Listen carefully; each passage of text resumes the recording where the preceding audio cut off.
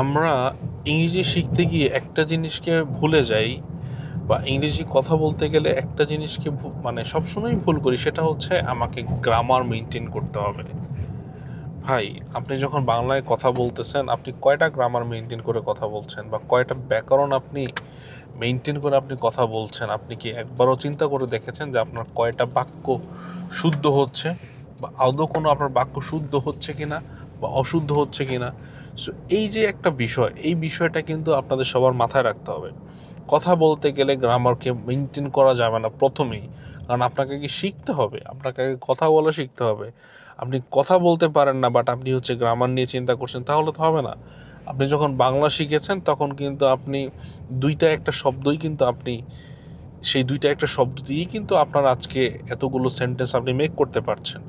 So বিষয়টা এইটাই, practice করে যান, প্রতিদিন প্র্যাকটিস করতে হবে, আপনাকে ফোকাস করতে হবে আপনি কথা বলতে পারছেন কি না, আপনাকে কথা বলে যাইতে হবে।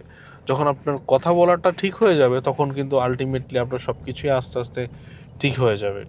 So keep practice, never give up.